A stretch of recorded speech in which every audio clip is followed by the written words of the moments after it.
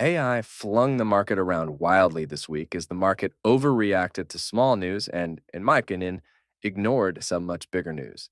Meanwhile, crypto is in free fall and everybody suddenly wants to invest in cannabis. All that and more ahead in this week's Markets Brief, where we'll cover four sections: a quick review of what drove markets last week without all the fluff and fear mongering, a new segment on big news that the market was missing this week, a slightly deeper explanation of a relevant concept, which this week will focus on why Bitcoin and other cryptos have been selling off so much, and a quick review of the best and worst performing ETFs of the week, including what they do, why they're up or down so much, and what might go on from here. So let's dive in. The only thing that really drove the markets this week was AI, which I guess shouldn't be too much of a surprise given that we're at record levels of concentration in the S&P 500, and now almost 50% of it is basically one big bet on AI. And that's just by weight. Actually, if you take the tech sector plus Alphabet and Amazon, they've driven more than 50% of the market's returns every year since 2023, and almost all of the market's returns this year. Not what I would call diversified, but hey, I'm sure it'll get better when the giant IPOs of Anthropic, OpenAI, and SpaceX, which is the owner of XAI, all get added, right? But I digress. This week, AI drove the market, but not all in one direction. You can see how AI in yellow and Bet ETF, the Amplify AI Value Chain ETF, by the way, that's the purest exposure to the AI value chain I've been able to find, in an ETF form anyway. I don't own it. This is just for illustrative purposes. So you can see how AI massively drove the market up in the first few days. AI stocks rose 8% in just 2 days to start the week, pulling up the tech-heavy Nasdaq in orange over the S&P 500 in blue and the tech-light Dow Jones in purple. Then it crashed hard to end the week, dragging down the Nasdaq with it and to a lesser extent the S&P. So what happened? Well, it all started with Broadcom's earnings, which beat the consensus estimates with nearly 50% revenue growth over the past year at a record high profit margin. But people thought the CEO wasn't optimistic enough in his tone. Look, I think AI is in a bubble, and I think that will pop eventually. And I don't invest in individual stocks or give personalized financial advice, so don't take this as a recommendation, or anything else on this channel for that matter. But that said, this does not sound like bad news to me. I mean, call me crazy, but I'd be pretty surprised if Broadcom beating its earnings estimate turned out to be what caused the AI bubble to burst.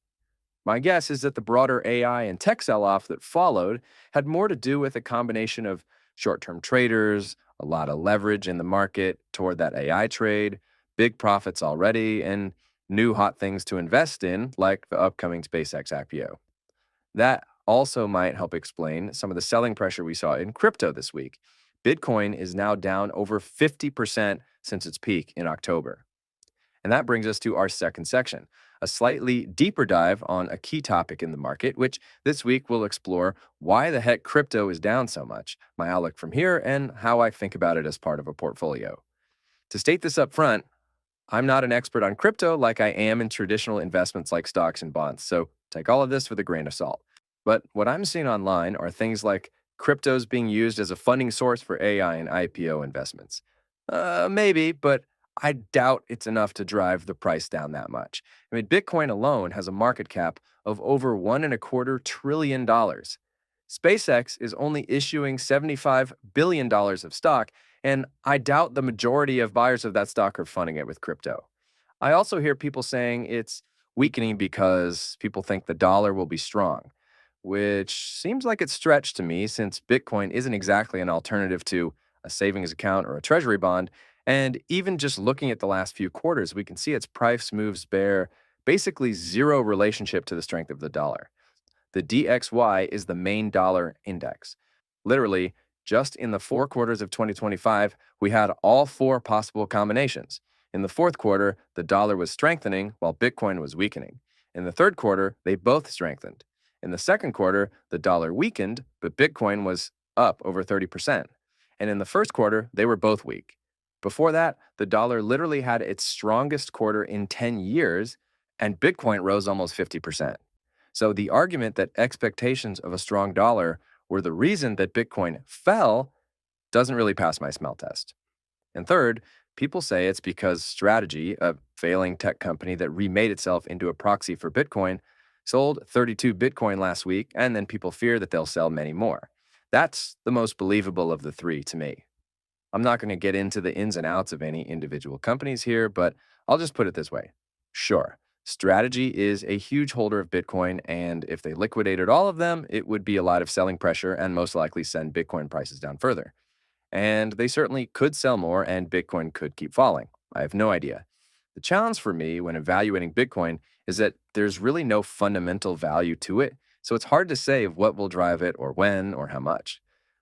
I basically view Bitcoin as a highly volatile, speculative asset that I generally want to be a small portion of my portfolio. And because I'm comfortable with volatility and because it's such a small holding, I'm willing to buy on extreme weakness and sell when there's exuberance. So I actually bought some Bitcoin and Ethereum this Friday on that weakness.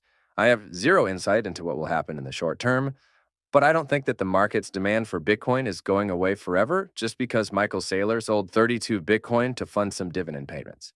I may well be missing something, and this is not advice, but I decided to throw a few bucks in there on a weakness. Okay, so we've talked about small news that the market has overreacted to, like an AI sell off due to Broadcom's CEO's tone not being exuberant enough, and a crash in the crypto market because one Bitcoin treasury company sold 32 out of their more than 800,000 Bitcoins. But now it's time for our new section based on your feedback. And thank you for that, by the way. What the market is missing that I think it should be reacting to more. Now, there might not always be something in this category, but when there is, I'll be sure to highlight it. This week, Trump said that he was going to put new tariffs of 10 to 12.5% on 60 trading partners, including Great Britain, Canada, China, the EU, Japan, and Mexico, because they hadn't done enough to prevent the imports of goods made with forced labor. So, for some background, in April 2025, Trump used an old statute called the International Economic Emergency Powers Act, or IEPA for short, to impose massive tariffs on imports, as much as he wanted, wherever he wanted, on whoever he wanted, for any reason that he chose. Then, a few months ago, the Supreme Court came out and ruled that that was unconstitutional. So he had to find another way to put on new tariffs. Immediately, he put Section 122 tariffs on everyone, but those can only last 150 days without congressional approval. So at the same time, he also started a series of 301 investigations, which are much more legally sound but take lengthy reviews. And now we're here. And honestly, I thought he'd come up with something better. This almost certainly will be challenged in court because part of the 301 investigation is proving that this somehow harmed the Congress of the United States and that the tariff level is inequivalent value to the burden or restriction being imposed by that country on U.S. commerce. In my opinion, proving that places like Europe and Canada are somehow massively benefiting from slavery in other countries, which is then subsequently harming the United States to that degree, seems like a pretty high bar to me. The market sold off massively in April 2025 when the IEPA tariffs were announced, but it didn't react much in a positive direction when the IEPA tariffs were deemed unconstitutional earlier this year. And that's because most people basically just assumed that all the tariffs would more or less be coming back in a similar way, just with a different mechanism in the near future.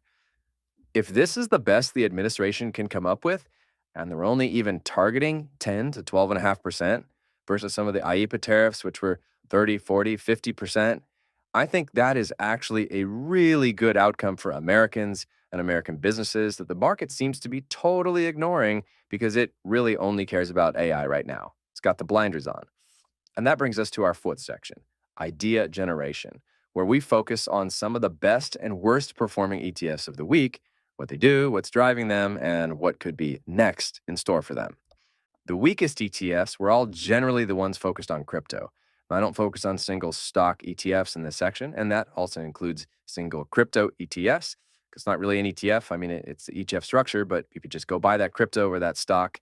And so I'm not going to include those here because if I did, all the moves every time would be one stock or something, and that's not really in the spirit of what we're going for here. So I'm not going to include single stock ETFs or single crypto ETFs, some of which did worse than the ones that we're showing here, but pretty much all cryptocurrencies got crushed this week. So the worst ETFs that were eligible for this section were just the ones that own multiple different cryptos. Dime, the CoinShares Altcoins ETF, EasyPZ, the Franklin Crypto Index ETF, and BITW, the Bitwise 10 Crypto ETF, all fell around 19 to 20% for the week, which was more or less in line with Ethereum down 20% and Bitcoin down 16%. Now, I already told you I bought some Bitcoin and Ethereum on Friday, so you know where I stand. But I'm not a crypto expert, so I can't comment on the ins and outs of all the different coins.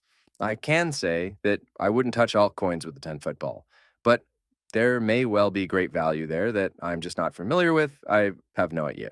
But I generally stick with the more established ones like Bitcoin and Ethereum for my own comfort level and for the simple fact that I just don't have the time to thoroughly research a bunch of different altcoins.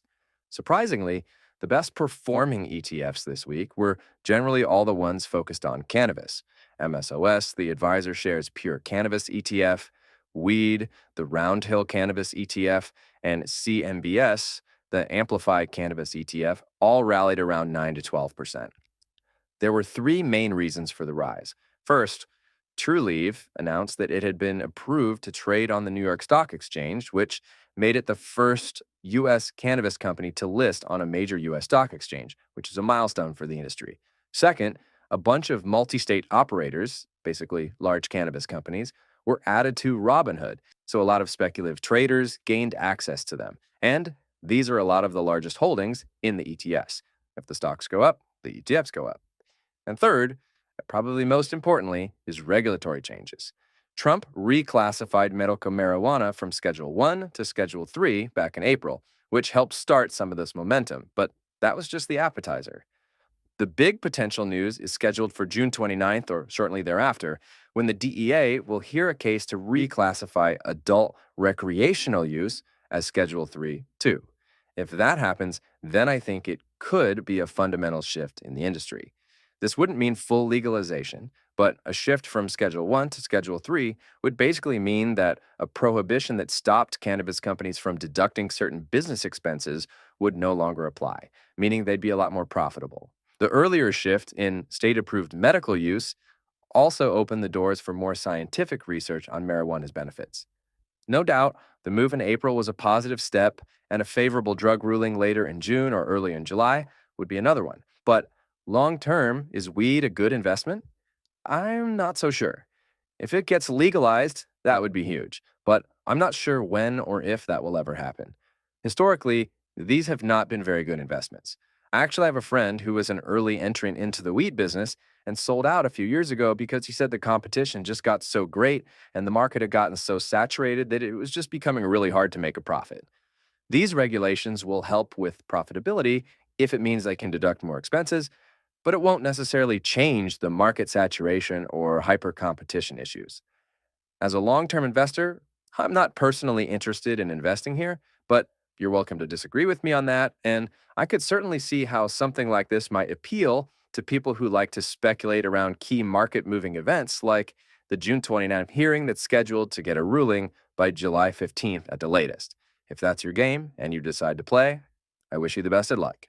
And that's it for our weekly Fundamentals of Finance Markets Brief. Again, if you're new here, this is a pilot. This is only episode 2. So I'd love to hear in the comments what you liked, what you didn't like, what you'd like to change, and we'll keep adjusting it as we go. Thank you so much for watching, and we'll look forward to seeing you in the next one.